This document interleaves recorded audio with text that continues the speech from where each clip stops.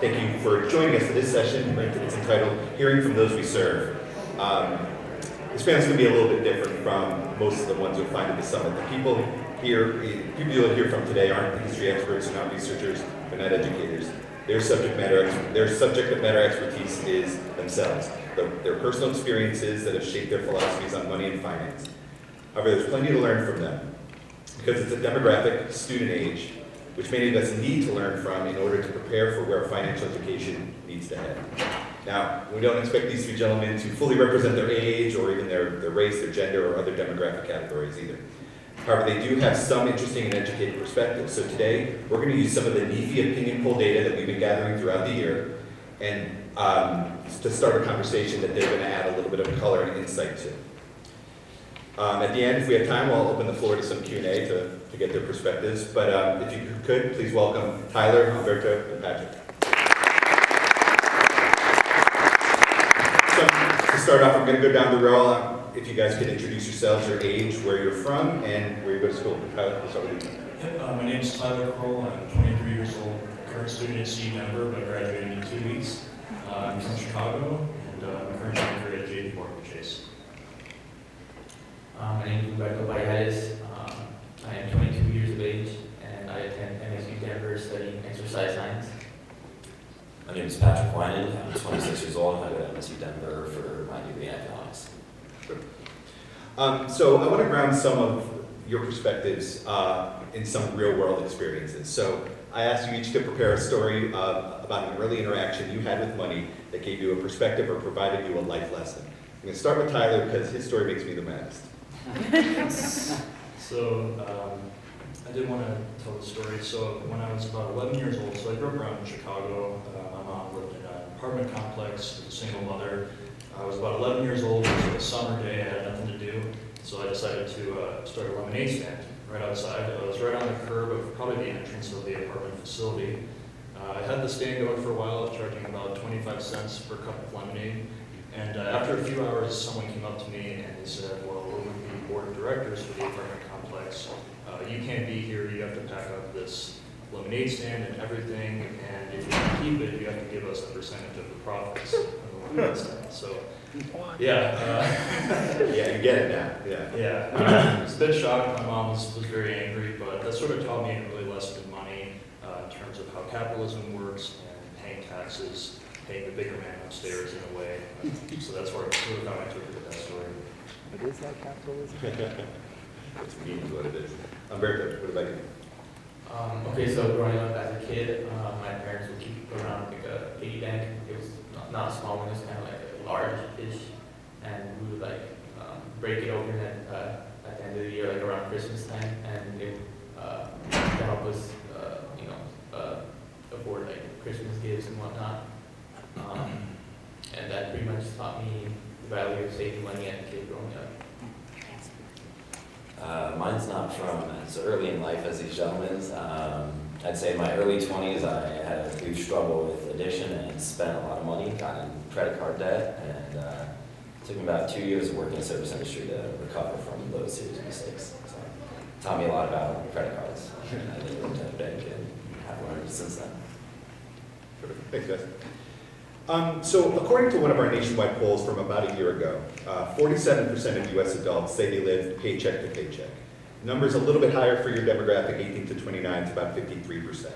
So with a stat this high, it means a large percentage of people are forced to think about what they spend money on, when they do it, how they do it, etc. So we don't need to know where you fall in the paycheck to paycheck question, but for you, are the broad topics of how to be financially educated and financially literate something you think a lot about? And if so, how so? So how prevalent is financial education principles to you in the day-to-day decisions that you make? So Alberto, can we start with you on that? Yeah, so I think it's pretty important to me as I growing up and I'm close to graduating, and I'm thinking of like how exactly do student loans work. I think if I want to continue my education, I think learning about that's important because I haven't taken any student loans out, as well as like how to balance like our budget once I start working full time, and if I want to save up for like graduate school or something like that. Sure. Pastor, what about you? How prevalent is it in your decision making? I think it's very prevalent. I've worked in service industry for like 10 years. Actually, well before that, I think my first job was when I was like 13 years old, and I worked in food service for a long time. I'll wager financial education is not too prevalent in food service, especially in bars. Personal opinion there, I don't have any data on that. But anecdotally, I know a lot of people in my age range who have filed for bankruptcy, are in tons of debt, can't get loans, and there are people that make $40 an hour bartending. It's kind of astounding to me, but I've nearly been there, and I'm in that industry. I'm one of few of them that owns a house and is trying to do well. And I think it's something that needs to be talked about more, and people, I think, should be more open about their financial decisions with each other, try to help each other out, and it should be more of a conversation than it currently is, I think. Nice. Tyler, what about you? How do you do it? I would say it's extremely important, especially for my age group. I know a lot of people that are in debt, and they are living paycheck to paycheck, so that really speaks to that statistic. I also think it's important for people my age to be budgeting and tracking their expenses. I know a lot of people are not doing that, but I think it's important to keep up with that and make sure that you're on top of your expenses and knowing exactly how much money is going out every month and how much money is coming in. It's an extremely important topic that needs to be discussed more. Thanks, guys. Yeah. Next question. So 2022 is a big year for financial education policy, with a number of states considering legislation tied to financial education. As a side note, we have a very interesting blog on NEFE.org written by Emma Donahue, but is Emma there? There she is. No, not sorry. No. I highly recommend, if you're interested in the topic, to check that out. But so in our poll on financial education mandates, 80% of adults say they wish they were required to complete a semester or year-long course focused on personal finance education during high school. So I wanted to ask you three: did you take a course on financial education in high school? Was it offered, and was it mandatory? Patrick, let's start with you. I did not take one. It wasn't offered, and it wasn't mandatory. The closest thing I took in high school was economics, and that's not quite the same as like money and banking or something of that nature. Sure. This is also a question of, do I think it should be mandatory or not? We'll get to that. Okay. Yeah. Tyler, what about you? Yeah, there was a course offered in my high school called Intro to Business that was mandatory, so not exactly financial education, but it was more of a consumer education credit about the business world and what to expect there. So that course was mandatory, but I thought it was too broad, and I had a lot of friends that left high school not even knowing how to pay their taxes, so I definitely think it's really important and should be mandatory in high school. Great. Humberto? I think similar to what they said when I was in high school. There was no courses that required for financial education, and yeah, it wasn't an option. Or even as an elective or anything like that. I think it's pretty important. Yeah. So in that same opinion poll that I just mentioned, a staggering 88% of U.S. adults said they think their state should require a personal finance education course for high school graduation. But do you know which age group was the most against it, or at least likely to want that mandate? It's your group, the 18 to 29-year-olds. Now, at 79%, it's still a substantial number, but it was significantly less than some of the other age groups that we surveyed. So where do you three fall in this summary? In your opinion, should financial education be required for a high school graduation? I think I get a gist of where you're all falling on this, but Tyler, what do you think? Yeah, as I said, I definitely think it should be mandatory, and I think that the financial education courses that do exist out there in high school are not detailed enough, especially if students are leaving high school, graduating, and not knowing how to pay taxes, not knowing how to budget, not knowing how to manage their bank accounts, or start a savings account, or the importance of an emergency fund. I think those topics really need to be discussed. They're critical, especially for our age group, and I hope to see some high schools following a course and introducing financial education courses. Humberto? Yeah, I think it's really important, especially for when people, once they graduate high school, a lot of personally, and a lot of people that didn't take the college route, and that they would benefit from like financial education, especially when they're working full time and they have to deal with taxes. They want to buy a home later on. Learning how to budget, learning how credit cards work, to pay off things like a car or something like that. I think that's pretty important, and I think it should be done. What about you? I generally agree. I'd have concerns about what curriculum would be, things of that nature. Like I said earlier, I worked in a bank briefly. I didn't know too much about credit and stuff until I was like 24. And my concern is there's a lot of popular myths out there that even I fear high school teachers believe. So if we don't set up a correct curriculum that's actually accurate in how credit functions and how taxes work, and how some people pay astoundingly low taxes with high incomes, something I saw at banks. And I don't hate on that actually. I mean, if there's loopholes in the tax system, so be it. They're like that. My biggest concern is how curriculum is established. I think that's a huge flaw in a lot of forms of education, like point in case mathematics. And my concern is that would be something similar in financial education. That's a huge concern of mine. I don't want to like give people false information and have them have full confidence that it's correct. Good point. We also polled on having financial education opportunities at the college or university level. According to our data, 15% of those surveyed did have an opportunity to take a course, take course or courses, and of that group, 87% chose to take the opportunity. So moving on from high school into the college area, have you taken a course or courses in college on financial education? What topics, and really has it helped you practically in your everyday life? Oh, sorry, Umberto, let's start with you. Personally, I have not taken any courses. I'm an exercise science major. More of my classes are mostly like science-based and stuff rather than like financial or business-related. Yeah. Patrick, I know you've taken, must have taken some. Yeah, I've taken a ton of economics classes, no personal finance classes. That's pretty much the gist of it for me. I don't know if we have any. If we have, I've never really looked into them on like course schedules. But yeah, it probably would have been great to take them about 4 years ago. What about you, Tom? So yeah, I took economics as well. I also took finance, and those courses really taught me to understand what my career aspirations are, and that I wanted to go into the financial services world. But I actually worked as a financial wellness associate at CU Denver, and I learned a lot more from that job than I did from my college courses. I was able to teach students about budgeting, credit building, building an emergency fund, and why that's so important and crucial. So I really learned more from that job than I did from a lot of college courses. Brilliant. In our most recent poll, which we just released yesterday, we explored resources individuals use for financial research.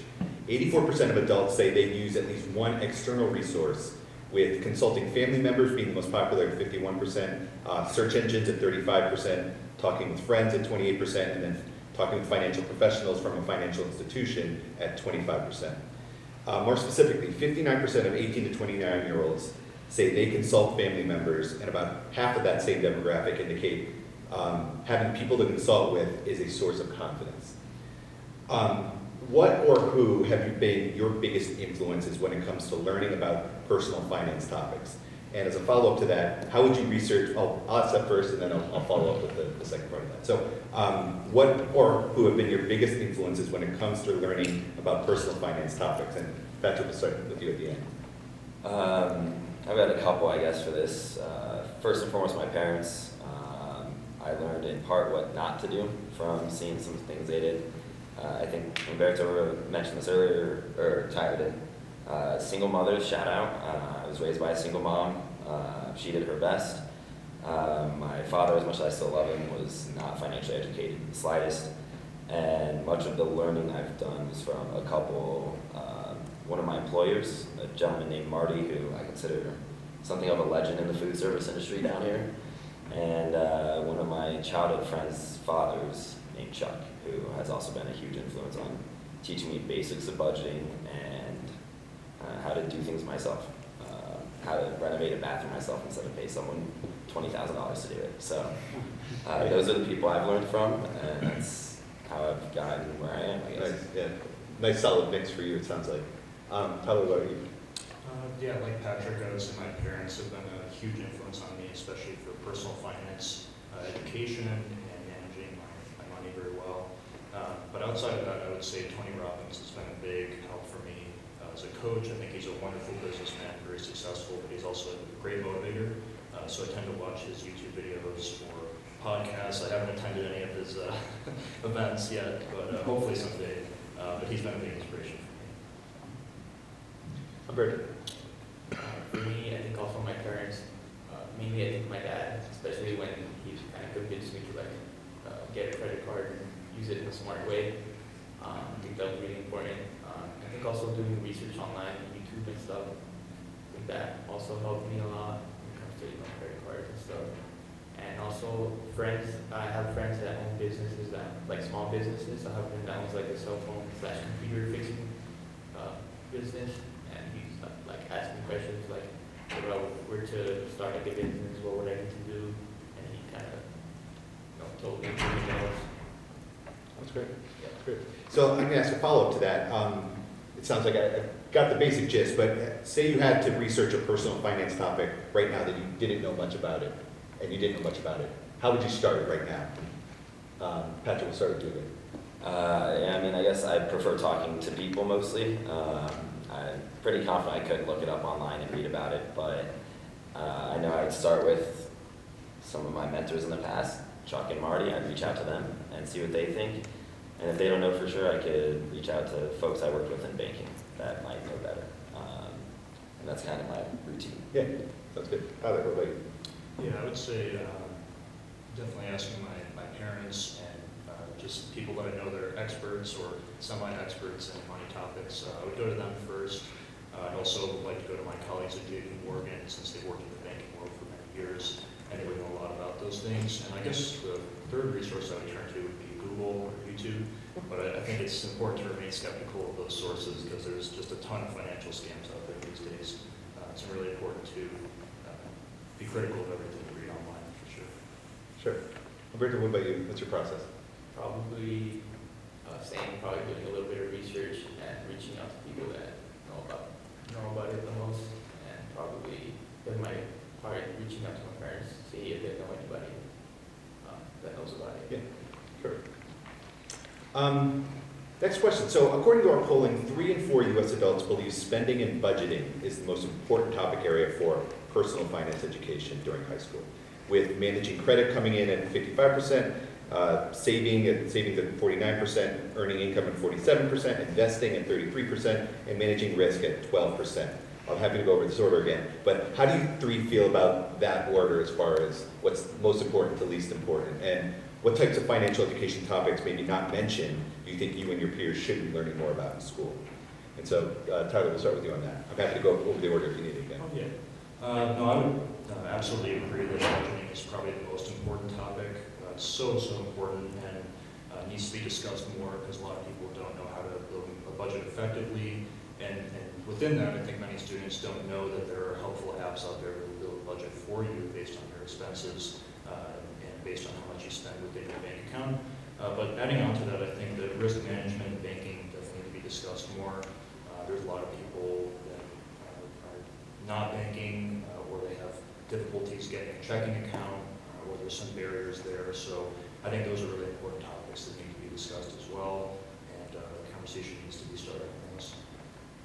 Sure. Humberto. I think saying budgeting classes, what exactly does investing look like? I think even stuff like how the stock market works, investing in like penny stocks and stuff like that would be something interesting. Would be interesting. Okay.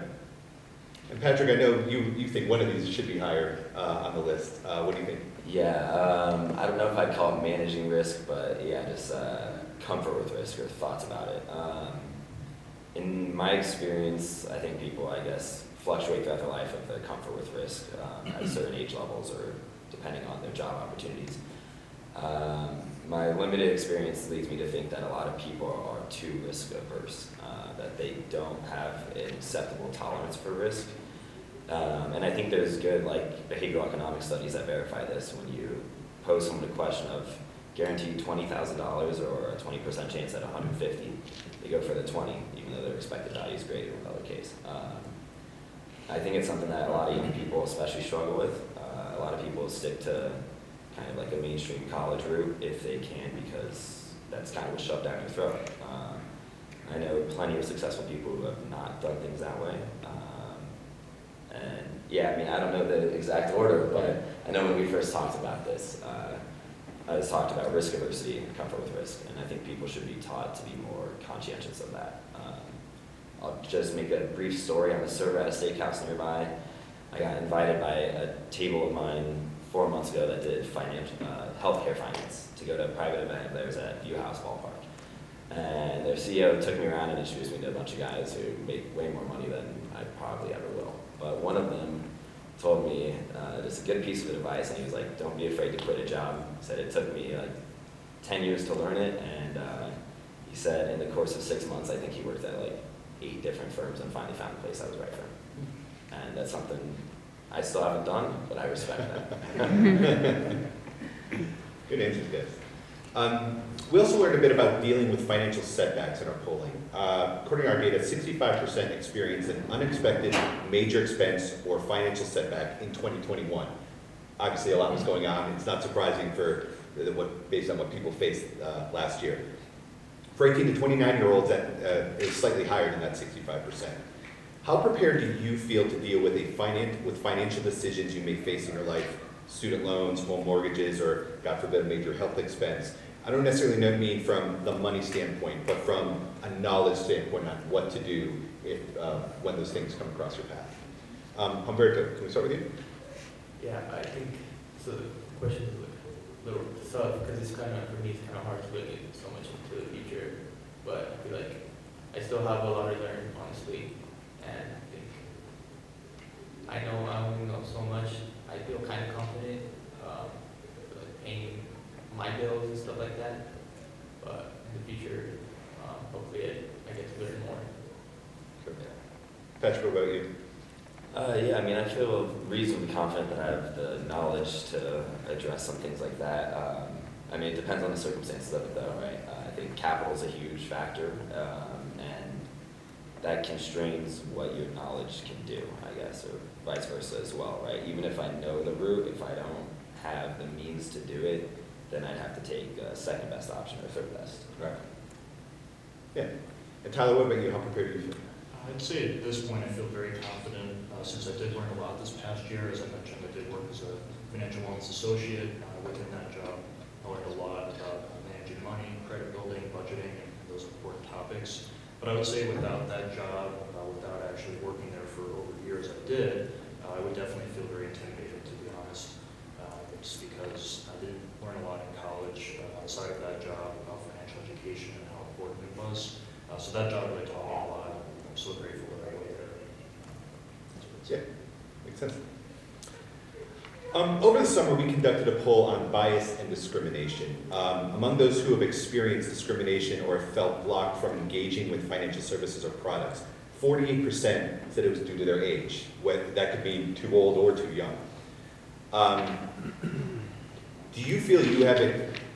Let me ask it this way: do you feel you have experienced discrimination and bias in financial services in the financial services industry due to age or perhaps some other factor?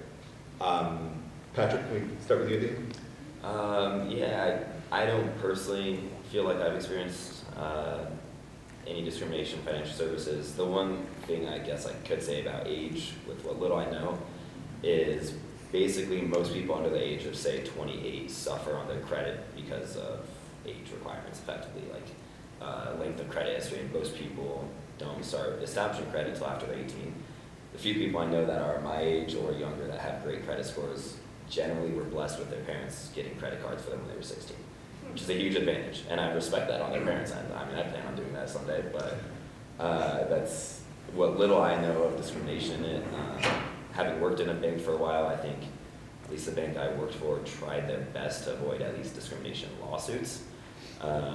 In practice, you know, if you're dealing with homeless people coming in trying to get loans, it gets kind of iffy of, like, you know, they're not going to get approved, but you still have to do an application, and there's kind of some tension there sometimes, I guess I could say. Tyler, what about you? Ever face that? Yeah, I would say definitely age, for sure. I think many people just assume that all young people are irresponsible with money, or they don't budget, or they don't spend responsibly or save responsibly. So I would say that that's definitely a factor that people tend to discriminate against. So Yeah. that's what I'd say. What about you, Umberto? Personally, I can't think of a time where I've been discriminated in that sense, but I feel like people probably relate to the age. Relate. Right. Yeah, but not, I haven't been, I think I've ever been discriminated personally. Okay. Those were the end of my my initial questions. I did want to open it up to the audience if they have questions of their own. I kind of had one I wrote just a few minutes ago that to prime the pump, so to speak, for you guys. So a little bit off the cuff for you all. But you guys all mentioned that financial education mandate, you think it's important for graduation. Let me ask you, what topics should be eliminated to make room for that mandate? If a class had to be taken off the schedule, one of an elective or something, to make room for that mandate, so it's equal. If you're going to enforce it, you got to take something away. What do you think should be taken away? And I'll give you 1 minute to think about it while I grab that mic. Are we talking from high school? From high school. Okay.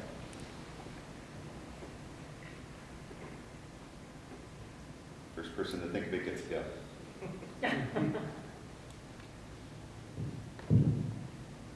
Call him when you. I'll Patrick, say go ahead. it'll be, as much as I love history, it'd probably have to be a history class, like any early modern history. I think a lot of history classes aren't taught from great perspectives in general. They're just like shove facts down your throat and memorize stuff, which is easy, but I don't think it's a good way to think about historical events. Sure. What about you, Tyler? I'd have to say history as well. Because I think we can learn a lot from history, but in my experience, the history classes I took were really emphasized dates, historical dates, and certain, when wars happened and things like that. And I think that's less important than actually understanding the significance of an event and the historical significance of why it happened and how we can learn from it. I think that's way more important. But in my experience, my history teachers would often emphasize the dates, especially on exams. So it's a little bit brutal to do the exam. Sure, makes sense. Give us something very different. Come on. So for me, I don't know, maybe I'm a little biased because in high school I didn't take an art class. But I'll probably say art, since it's like very subjective. I mean, there's so many forms of art. Yeah. All good answers. I'll put you on the spot on that one, so thanks. Do we have questions? Yes. So I like the hearing you kind of slander history, just because I do hear that a lot where, I think the way it's delivered, you might just focus on the dates and memorization, and it's really easy to just be like, okay, I don't care about the War of 1812, and so it's really easy because it's the nuts and bolts, right, like the nitty gritty of the history, but not so much, and me being somebody who appreciates history, like I can see why when you just taught it that way, it's not very sexy, right? So the dates and the this and the that. And so that is a great segue into my question, which is, when you talk about mandated financial education and in high school, let's put it in that context, I feel like, in my experience, the people that I've talked to, students that I've talked to, they say that if there was a financial education class, at the time they just kind of like, they might go through the motions, because at the time when you're 15, 16, 17, you don't really realize the significance of why this information might matter. So even though if people do take a financial education class, I often hear that their experience is pretty lackluster because it's not that they don't have the content and the information, it's just the way it's delivered. Similar to history, like if you don't know why the revolution of XYZ is so important on today's XYZ, you might not care to learn about it, and you can really turn off and be apathetic about it. And I feel the same thing happens in financial education or finance classes, personal finance classes, where everything is kind of a one-size-fits-all approach, where here's these formulas, the budgeting, the sheets, but students at the time, they don't really see the big picture, the context, if it's not delivered in a way that just makes it make sense, makes it resonate with students.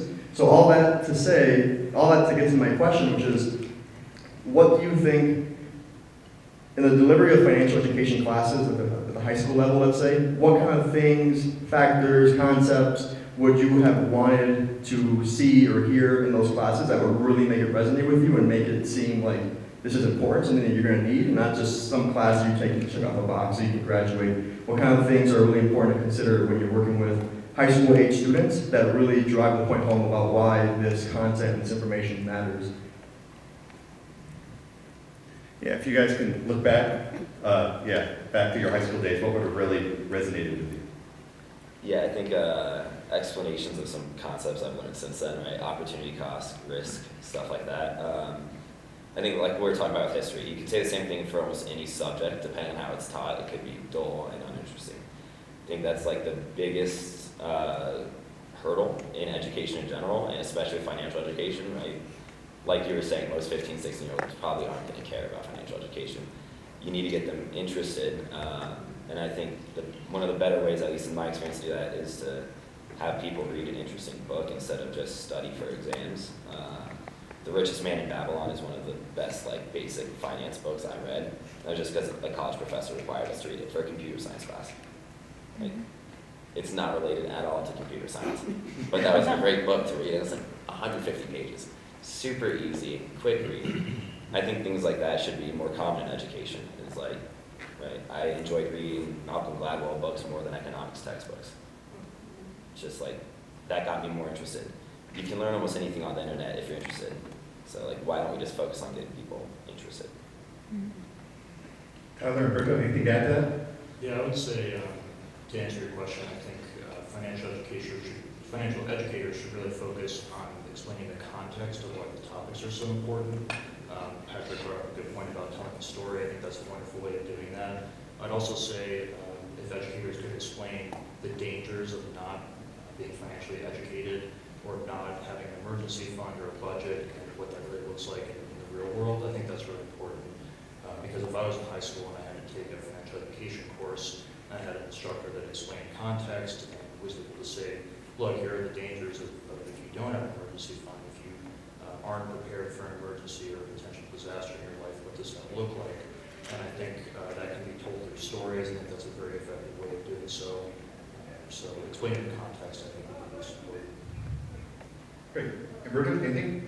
Yeah, I definitely see why people like in high school around like 16, 17, 18 would not want to be interested because they feel like it's like really far into the future, but I feel like they're really, really better. It would help them a lot. Yeah. So I'm curious to know, why do you think thinking as a college student, why do you think college students do not engage in learning financial literacy and education? What's the barrier? What prevents them from wanting to seek out those resources? Yeah, what do you think will get more people in the classroom thinking about it more? Tyler? It's a great question, by the way. I would say just making it exciting to talk about, bringing up the hype that this was mentioned earlier. I think that's really important. I think it can be an important topic for many people. There's also certain cultures that I think avoid talking about money, and even as Americans, I think we have a tendency to avoid those conversations, especially in a group setting. Some people feel very comfortable talking about their personal finances or struggles they've had in the past financially, and so I think opening up the room for a conversation that's very accepting and supportive and just getting a good vibe in the room with people being comfortable sharing their own stories and being accepted would be very important and necessary. Yeah, that's a great point. Talking about it in theory is different than talking about it in person. Berto, Patrick, anything after that? No, I mean, I generally agree getting people comfortable talking about it. A blatant admission that money is very important in achieving whatever you want in this life is probably a good thing that people should start explaining earlier. Like, just the myths of like money's not okay, money isn't everything, but you can get almost anything you want in this life with money, and that's like just a simple fact of life. It sucks to say, but it's like having capital is very important to having whatever lifestyle you want to lead. Sure. I think we have 3 more questions we'll try and get in here. Hi, thanks for a very informative panel today. I'm a former educator, high school, personal finance. I'd like, from your perspective, what's the best way to learn about personal finance and financial education? If you could take yourself back to a high school and you were in a class that was offering or mandated personal finance? Is it lecture from the instructor? Is it simulations, hands-on engaging activities, real life? Is it a bank in your school? What is the best way to get kids feeling comfortable about money concepts from your perspective? Roberto, you got a thought on that?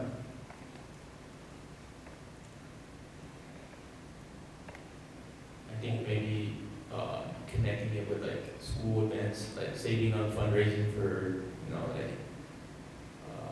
school events, like anything like homecoming, stuff like that, or something like that it would make students involved and interested in. Like saving for prom night or something? Yeah, something like that.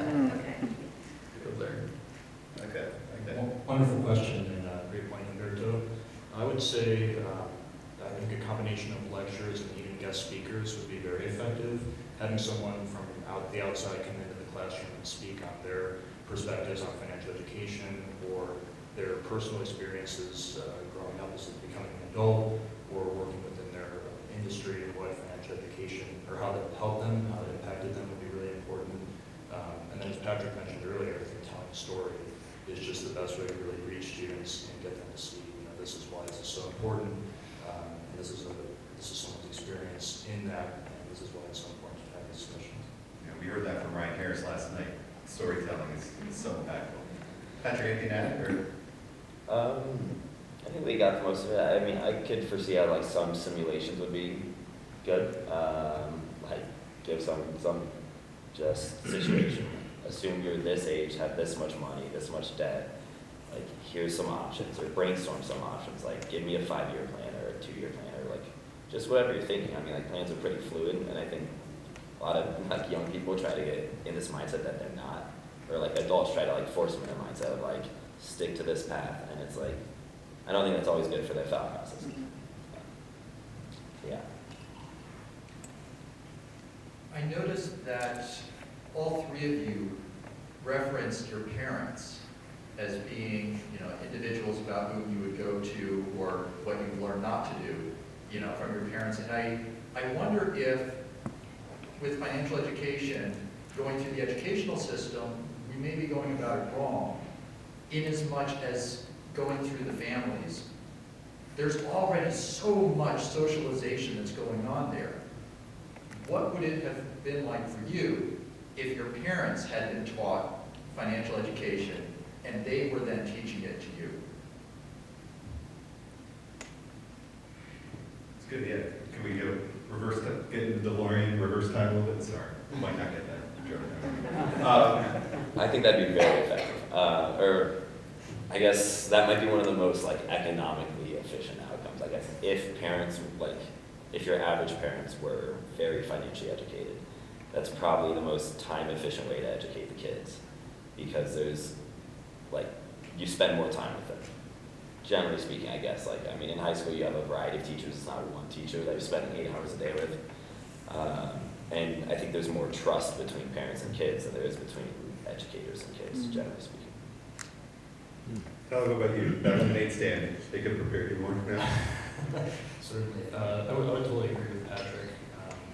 I think you can learn so much from your parents, and they're really your first resource growing up. Even before you enter school, they're there before them to teach you lessons and help you learn more things about the world. So I think it's really important for kids to have conversations with their parents about money, open conversations where the parents can share stories and even struggles that maybe some aren't comfortable with sharing. But I think that's really important because kids can certainly learn a lot.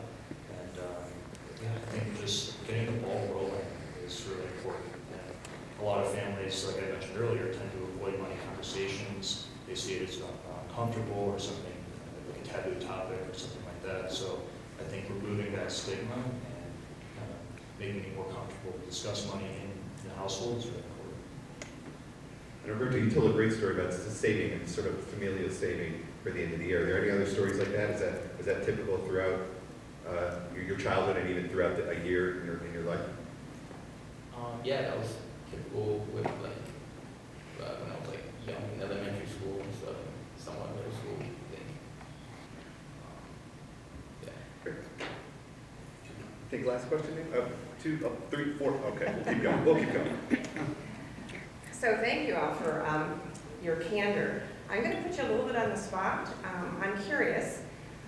We've had a conversation about having conversations. So how are you ready to have conversations with your peers? Do you have conversations with your peers about money management?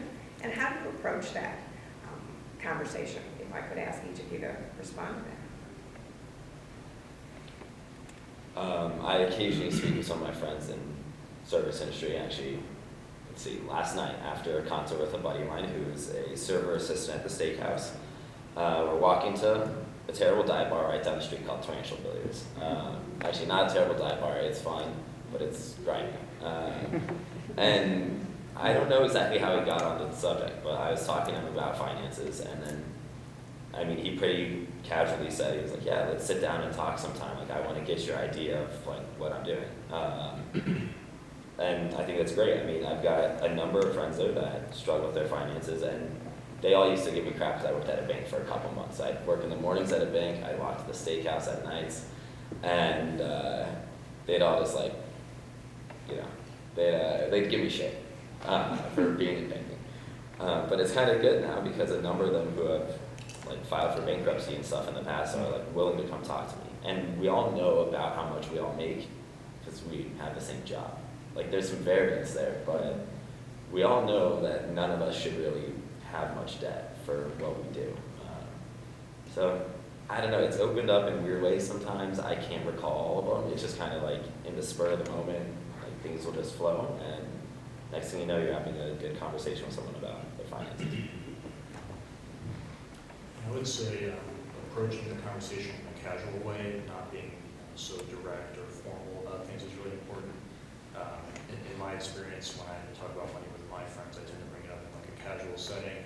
I think that just makes people more comfortable to share stories and experiences and that thing too, and that sort of thing too. But the other important piece of that is not making assumptions. Even if someone's your friend or you think you know them very well, not making assumptions about their money situation or their credit or just things like that. Those topics is really important too. And I think it removes a lot of awkwardness around those conversations as well if people aren't making assumptions. Bert, have you talked to your friends? Yeah, so I have a friend, like, he has his own apartment and stuff, and he's, like, older than me, and, like, I don't know what we were talking about. He's talking about how much he pays a month and stuff, and then I, like, asked him out of nowhere, like, oh, how exactly does a mortgage work? So I don't even know how that works, and then he was like, he actually know, I don't know, like, the specific, but he was telling me, oh, like, this is how it works, like, based on what credit, like, your credit and what options you can choose from to, like, to pay a house, like, and borrowing money from the bank and stuff like that. Great. Yeah. All right, these guys have finals to prepare for, but we have 3 more questions I'm hoping we can get through. I'll make mine quick then. Just actually really curious, because we ask this a lot of our students. I work in the university, ask this question a lot. We get a lot of iffy answers, and I think it goes to show that like financial education needs to be talked about more because people don't actually have a good answer for this. And I think it would help guide how we navigate financial education. So the question is very simply, how do each of you measure financial success? Or I should say, your financial success. So by a couple of metrics, I guess, I mean, like debt to income ratio actually matters. Like I think that legitimately matters, and I frequently consider like how much debt I'm in and how much I'm making, and am I gonna be making more money in a year, and what am I gonna do to make that happen? Yeah, I mean, I think, yeah, I'll leave that at that because I could kind of just like keep rambling about that probably for like 5 minutes. Other measurements of success? Yeah, I would say debt to income ratio for sure is really important. Also just your, I mean, this sounds pretty basic, but your credit score, I mean, that's just a very clear indication that you're able to manage your money well and pay off debt responsibly, so I think that's important too. But also, if someone has a budget or not, I think is a really important question as well, because a lot of people don't, and I think that can lead to financial irresponsibility very easily. So it is important to manage a budget and respect people that have their own budget and continue to stick to it. Anything to add? Or do you agree? Probably, yeah, like when because when you think about being financially, well, like the finance aspect, I